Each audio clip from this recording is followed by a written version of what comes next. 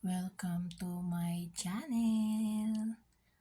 Ayan. Ito guys, ang malapit sa dagat ng Chinao Port.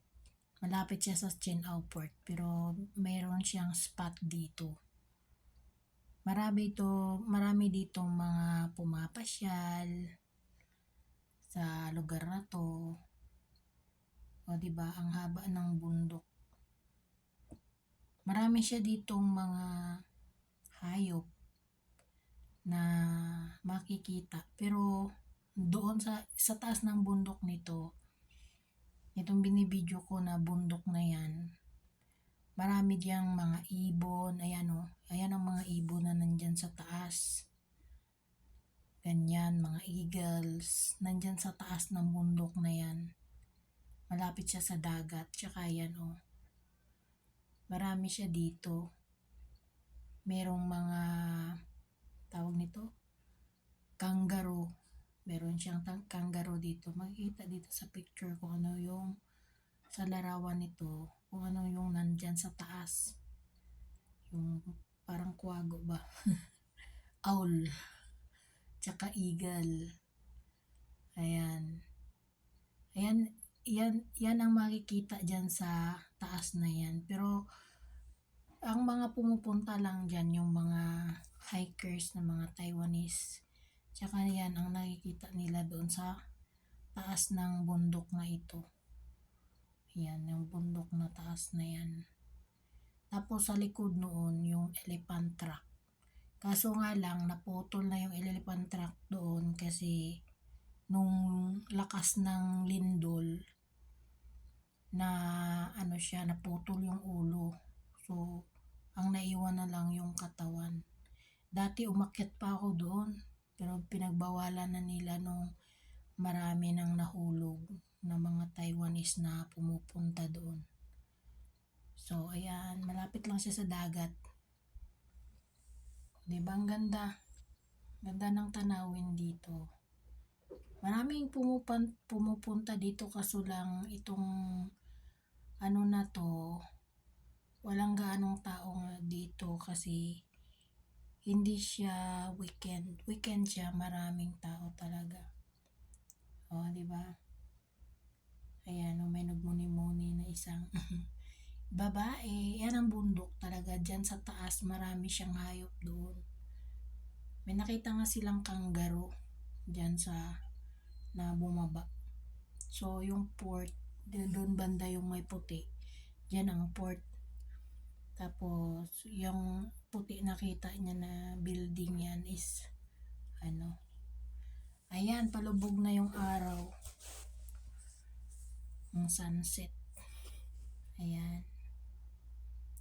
Oh, hapon na gumala-gala dito, guys.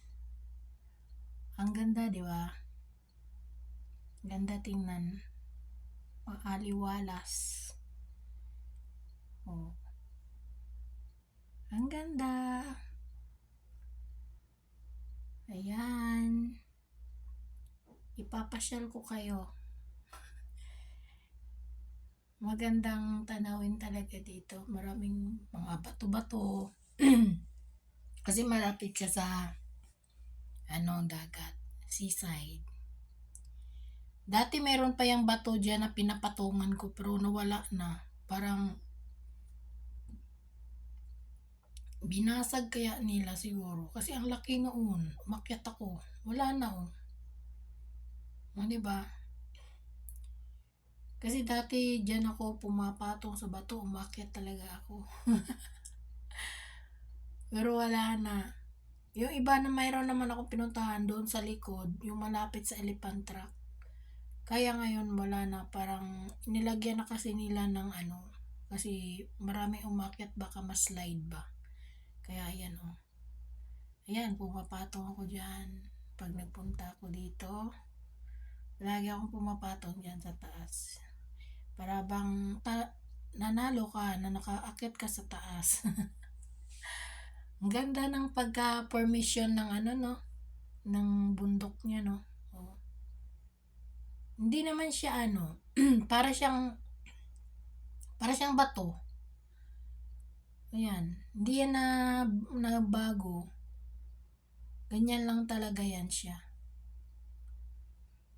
Siguro may nabago lang konti nung lumindol na malakas na malakas. Marami kasi yung nag-landslide yung kailan ba yun naglindol ng malakas. Kaya yun naputol yung ulo ng elephant truck. So ayan nilagyan nila ng daanan. Diba? Ang ganda. Pwede dito maligo. Yan dyan, pwede maligo dyan. Ang linaw ng tubig, ng dagat. Malinaw, malinis siya dito. Wala kang makitang dumi. Kaya maganda dito maligo. By September, siguro balak namin pumunta dito maligo. Kasi hindi na gaanong mainit. Mainit pa kasi ngayon. Sobrang init pa. Hindi pa kaya. Mga September, October, medyo parating na yung winter. Hindi na siya ganong mainit. So, ayan. O, diba? Ang ganda tingnan, no? Yan talaga yung bundok na yan. Hindi talaga na bago yan. Ganon talaga siya.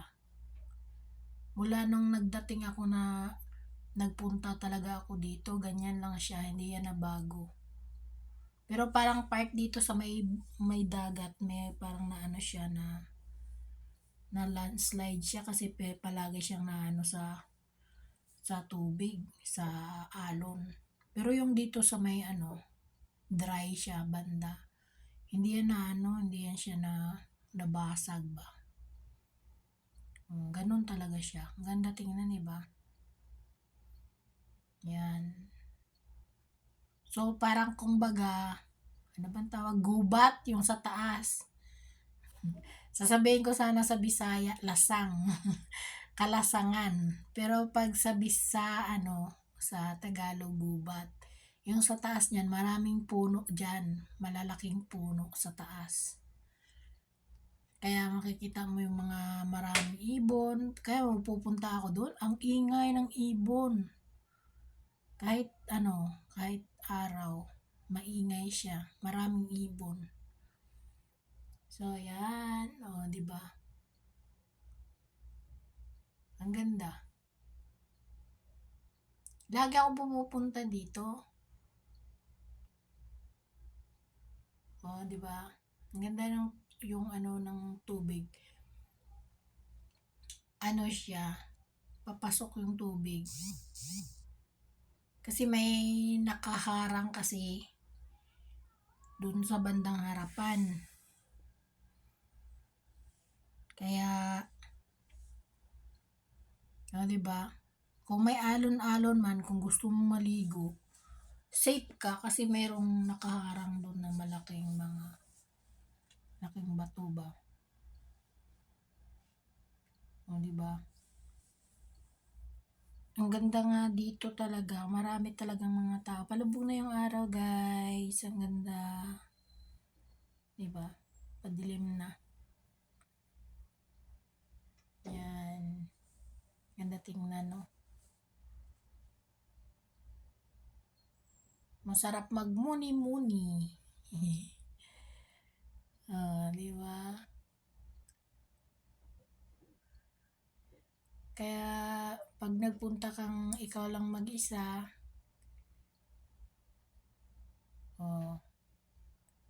magmuni-muni ka na. Kung wala kang money. Diba? Hanggang yan, maganda lang yung talaga, yung kanyang kalikasan dito, diba?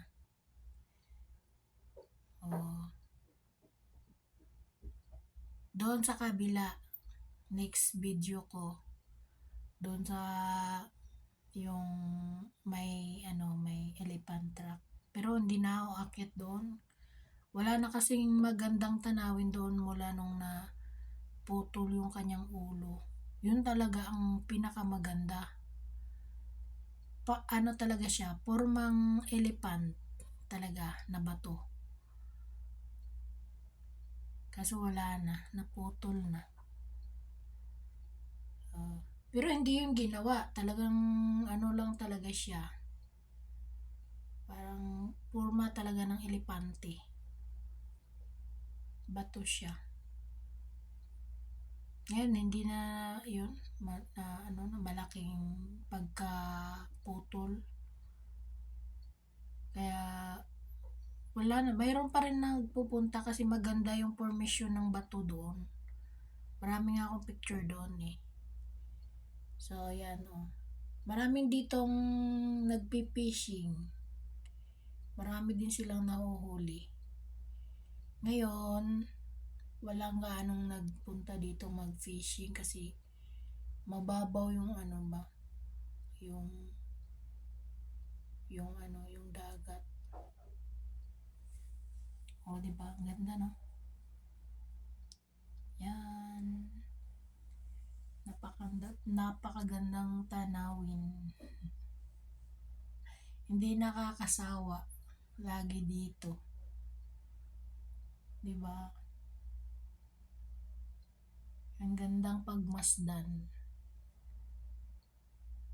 So, ayan ang aking video for today. At ako'y magpapasalamat sa lahat ng mga sumusuporta sa aking premiere, sa aking live, at sa naghatak sa akin dito, si Manager Elods Gaming or Just Elise. Siya yung nagdala sa akin talaga. Sa una, parang ayaw ko ituloy, pero sabi niya, damihan mo ate, sige ate. O, ayan na. At saka nagpapasalamat din ako kay Sir John kasi siya yung nagbibigay sa akin ng maraming banana at palaging pinagpapala laging nananalo sa kanyang rolyeta. Maraming salamat Sir John Roca Bertie sa pagtulong sa aking munting bahay. Maraming salamat sa inyong lahat, sa mga friends at mga palaging sumasabaybay sa aking live videos, premiere. Thank you po sa inyong lahat, sa inyong mga suporta, love and support. Thank you so much sa walang sawang panunood. Maraming salamat sa inyo. Bye-bye!